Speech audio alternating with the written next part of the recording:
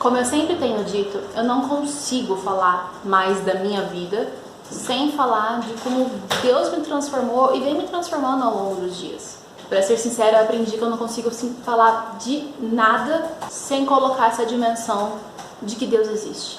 E esse é o primeiro vídeo, então, do qual eu quero aprofundar com vocês. Como é que foi a minha conversão. Eu nasci e cresci em berço cristão, protestante para ser mais específica, né? Então a existência de Deus nunca foi um mistério para mim. Sempre me foi muito claro que Deus existia.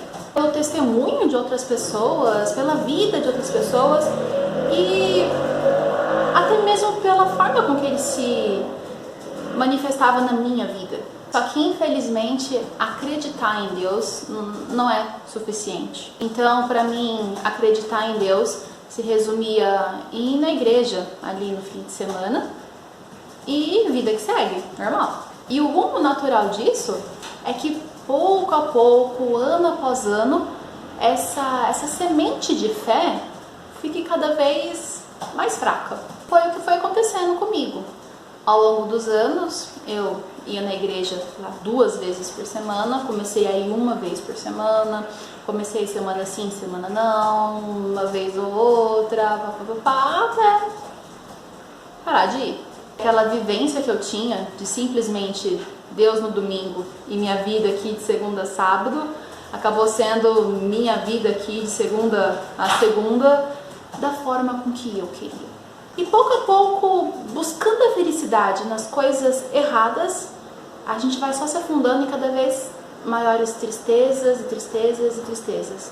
E consequentemente se afastando cada vez mais de Deus. Esse foi o quadro do qual eu me encontrava quando eu vim aqui em São Carlos. Por um lado eu estava super feliz, eu tinha conseguido, né, uma vaga numa universidade pública, isso é muita coisa. Particularmente eu era uma pessoa que tudo que eu tinha vontade de fazer, comer, falar, vestir, eu fazia. Não me faltava nada. E mesmo assim eu era amargamente infeliz. Claro, quem me via por aí, nas aulas, nas festas, pensava que eu era uma pessoa muito extrovertida, como falavam, né? Mas só eu ali sei o quanto me pesava o coração todas as noites na hora de dormir.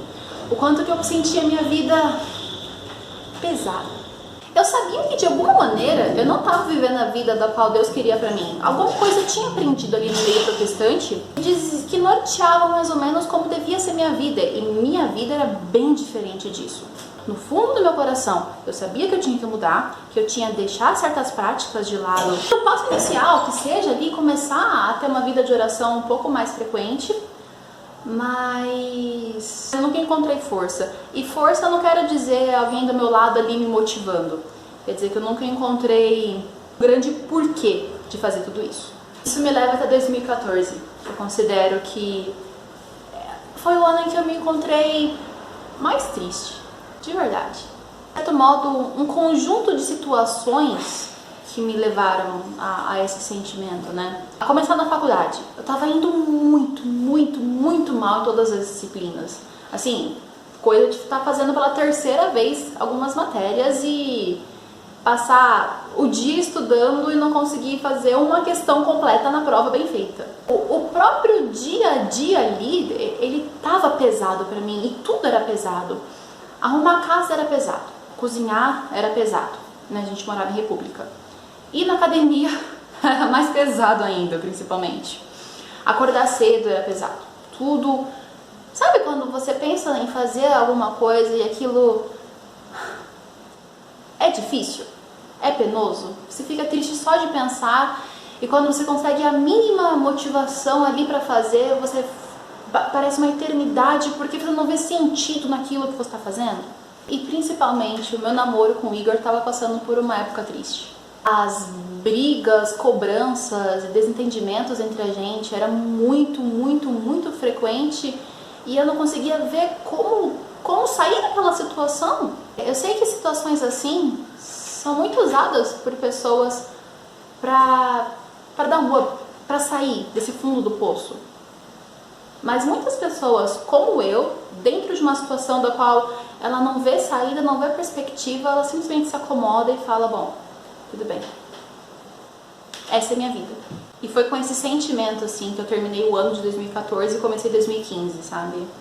Essa é a minha vida, eu não sou uma pessoa feliz, eu vou procurar umas felicidades pontuais. Eu lembro de duas coisas, né, que eu pensei em fazer para ser um pouquinho mais feliz.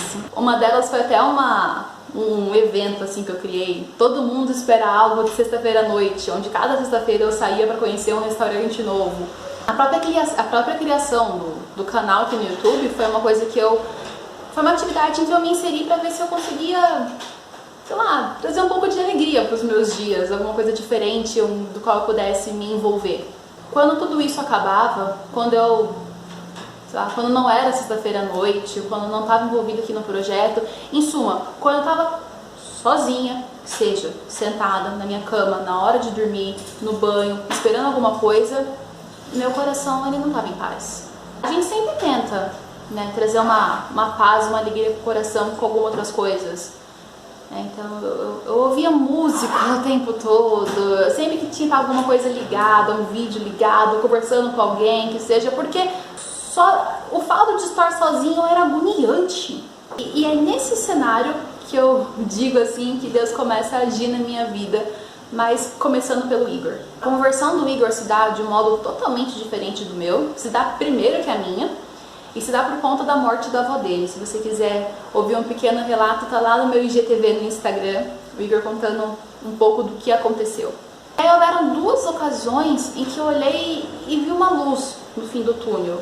A primeira delas foi quando o Igor me convidou para ir na igreja com ele, na igreja católica.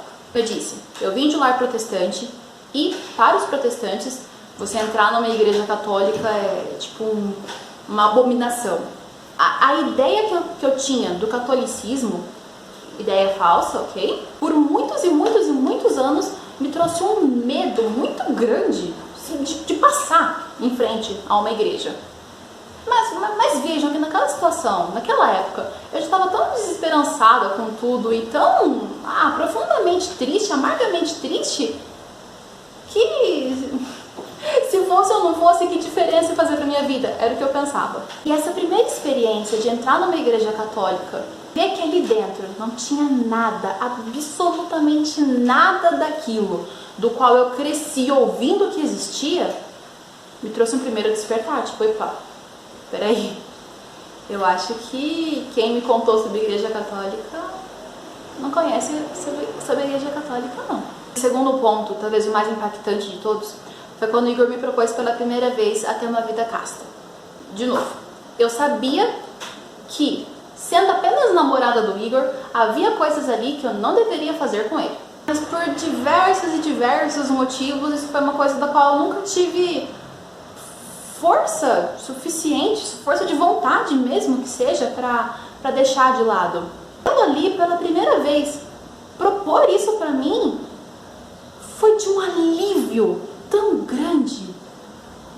Nas pouquíssimas orações que eu tinha feito ali nos anos anteriores, eu pedia para Deus me ajudar, de verdade, principalmente com este ponto. E quando o Igor chegou para mim e propôs que nós parássemos de ter relação sexual porque não éramos casados, foi como se eu tivesse sentido, a sensação foi de que o próprio Deus tivesse virado para mim e falado, você me pediu uma ajuda. Eis aqui uma ajuda. Ali eu vi uma luz no fim do túnel. Para tudo aquilo que eu sabia que eu estava vivendo errado e que me deixava cada dia mais infeliz. Além disso, eu não posso negar que a própria mudança de vida no Igor acabou me influenciando. Quem conheceu o Igor aí em meados de 2013, 2014, sabe como o Igor era uma pessoa bem pistola, bem pavio curto.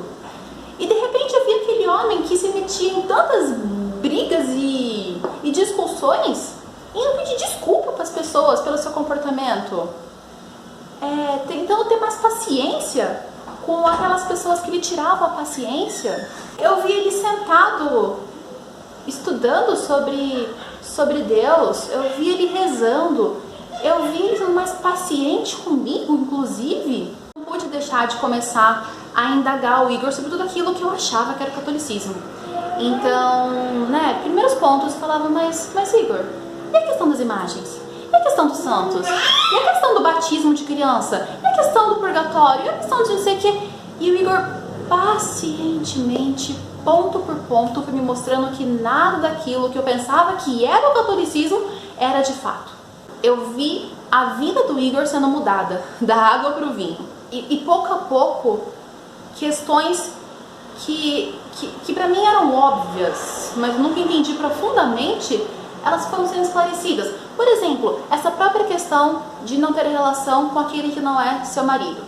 Eu sempre cresci, né, aprendendo a frase: não pode fazer sexo antes do casamento. Ninguém nunca me falou o porquê disso. Começar a estudar o catolicismo, entender o porquê das coisas serem assim como elas são, que não era uma norma impositiva simplesmente, foram me mostrando que ali, no catolicismo, tinha alguma coisa, tinha alguma verdade, tinha alguma felicidade.